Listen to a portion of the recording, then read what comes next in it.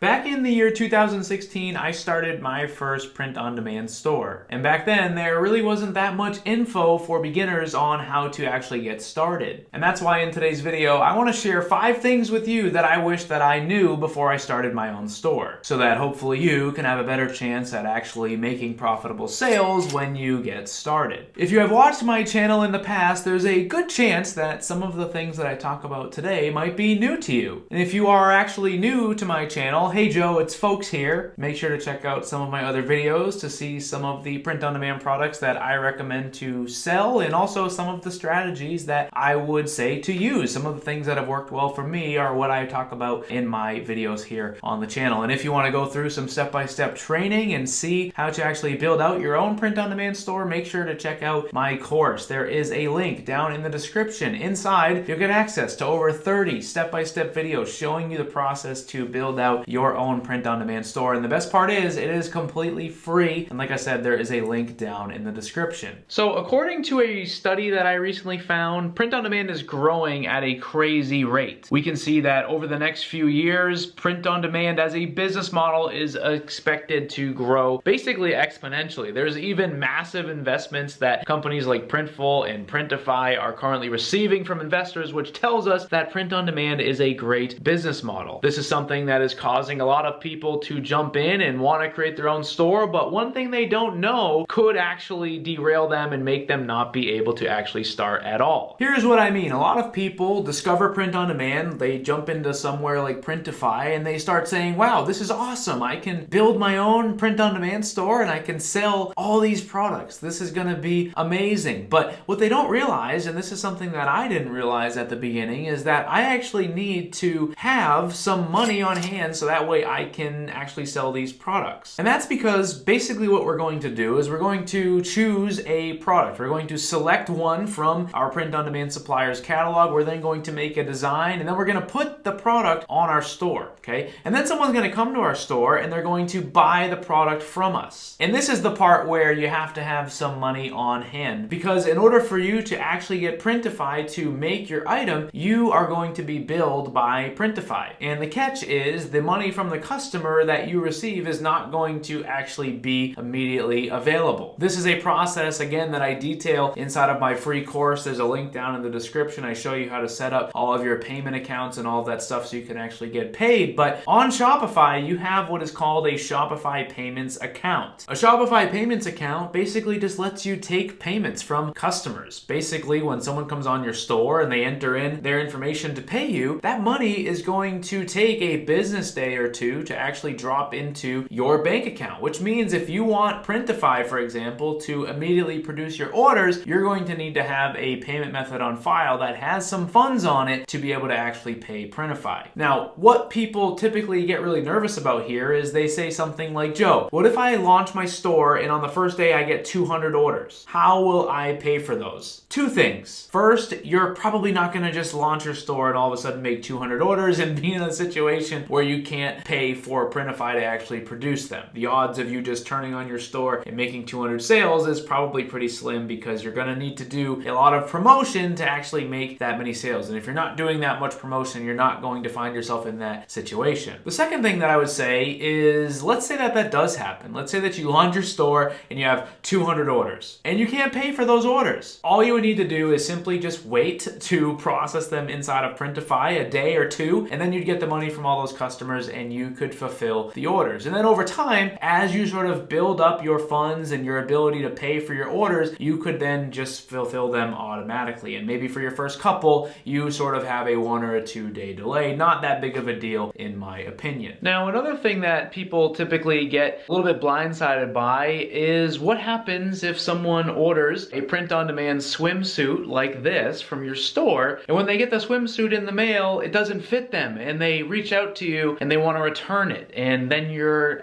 faced with the decision of, how do I handle this, right? A lot of people don't understand how returns work on a print-on-demand store. And before I actually jump in and show you an actual return policy from a print-on-demand supplier, I want to just make it completely clear that you are the business owner, which means that you are the one that is actually setting and enforcing your own return policy. You are building your own website, your own shop, and your customers are your own. So if someone has an issue issue or if someone is asking for a refund or a return on something, ultimately you as the business owner are the ones that are setting and enforcing an actual policy. Here on the Printify website, you can see that when it comes to returns, Printify says that they are a print-on-demand company, which means that all products are unique and produced and only ordered once. This means that returns and exchanges are not supported if your customer ordered the wrong size, color, or simply changed their mind. Basically, when you sell a product through Printify, they are producing it for you, and if your customer then decides they don't want it, Printify is saying, well, that's not our problem. And honestly, that is not unique to Printify. If you are using Printful or Subliminator or T-Launch or whatever print-on-demand supplier out there, they all have that same policy, and that's because they are your supplier. They are not a part of your business, and as the business owner, sometimes you are going to have customers who have a second thought about the item, or maybe the item doesn't fit as they want it to, and ultimately you as the business owner have to make a decision. You will see here on Printify as well that it says that if there is the case of a damaged product or a manufacturing error, Printify will offer a free replacement or a refund for you if you are able to contact them within 30 days. So typically for me, what that means is on print-on-demand stores that I have, I will put a return policy on it that basically resembles that, in the sense where I tell customers that I am a made-to-order business, which means that I don't hold inventory, which means that as soon as you place your order, I am going to start working with my supplier and getting your order produced. And for that reason, refunds and exchanges are only accepted in the case where a product is damaged. That way, I will cover myself and I will be able to reference that policy if someone wants to return something because it doesn't fit, or if it doesn't really suit their needs any longer, or if they just change their mind. And then if it's damaged, then I can get them a refund or a replacement from the print-on-demand supplier. Obviously though, depending on your location, a return policy like that may or may not be something that you can legally do. That is what I would recommend if you are here in the United States though. And also, obviously, as a YouTuber here, I'm just giving my opinion. Don't treat any of this as actual legal return advice or anything like that. A lot of times too, what I see what happens to people when they jump into print-on-demand is they start to just see how many print-on-demand products are available. If you have watched any of my videos in the past, you have likely seen me show a lot of really awesome print-on-demand products and a lot of really awesome print-on-demand suppliers. And if you jump into the Shopify App Store and you type in print-on-demand, you're going to see over 400 results in here. And if you start going through some of this, you're going to be able to see a lot of really amazing and awesome print-on-demand products. Also, make sure to subscribe to my channel because I post a ton of product reviews. My point in bringing this up though is a lot of times people are questioning whether or not they can use more than one supplier on their store. Like, could I actually use Printify and Printful? Or could I use Shine On and Printify? Or could I use all of these that are on the screen at the same time and just sell tons of different products on my store? Is that something I can actually do? This is a question I get all the time from beginners. They are wondering if they can use more than one supplier on their Shopify store, or once they choose one, if they're sort of locking themselves into using that supplier forever. And the answer is, of course, you can use more than one supplier on your store. That is the beautiful thing about running a Shopify site, is that you can link your store to lots of different suppliers, and each individual product you create inside of those suppliers' apps on your store are going to make it so that way you can do that. Ultimately, you could sell t-shirts from Printify, you could sell hoodies from Printful, you could sell jewelry from Shine On, and ultimately all of those products would be linked to the correct supplier, so that way when a customer orders it, it is beginning to get produced from the correct supplier. Which sort of brings me to my next point. The next thing that I sort of want to talk through that a lot of people don't understand is how shipping will actually work if you have multiple suppliers. Again, let's imagine a situation where I'm using Printify and Printful on my store. And let's say that a customer buys something that I'm offering through Printify and they also buy something that is being offered through Printful. How does that actually work when it comes to shipping? I have had people in the past ask me if the customer will receive everything at the same time. And obviously the answer here is no, because you are using two different companies. It's not like Printify is going to call Printful up and say, hey, Billy got an order on their store. They ordered something from both of us. Do you want to meet up and bring the order to Billy together? Like, that's not going to happen. The customer is just going to receive two separate orders. Printify is going to produce the item and they're going to mail it to Billy, and then Printful is going to also produce produce the item and mail it to Billy. And Billy's going to get 2 different packages, potentially on 2 different days. Billy's going to have 2 different tracking numbers, and honestly, this is a pretty common occurrence in the current landscape of e-commerce. I can't tell you how many times I order something online and I receive multiple boxes over multiple days, sometimes from different shipping carriers, when all of the items were a part of the same order. And honestly, I don't think this is really something to actually worry about. Now, my last point today actually has something to do with shipping like we just talked about, but it centers around whether or not you should be doing free shipping or if you should be charging for shipping. When I first started my print-on-demand store, I felt like I had to do free shipping. I felt like I would make no sales if I wasn't doing free shipping. And honestly, over time, I have found that that is just not the case. There are definitely going to be print-on-demand products out there where the shipping is a little bit expensive. And if that's a cost that you are paying for entirely by yourself, you're likely not going to have a lot of profit margin left over. So I have found that if I just pass on a little bit of that shipping to my customers, where, you know, maybe the shipping is costing me like $9, maybe what I do is I charge them like a flat rate of $4.95 or something for items on my store. And then that way, at least some of the shipping is getting paid for by the customer, and I'm not using all of my profit to cover that shipping. The second thing that I would say is maybe you could do free shipping on orders over a certain dollar amount. So you could sort of set up your pricing in a way that allows you to really get a great profit on an order. If the items are, you know, exceeding $100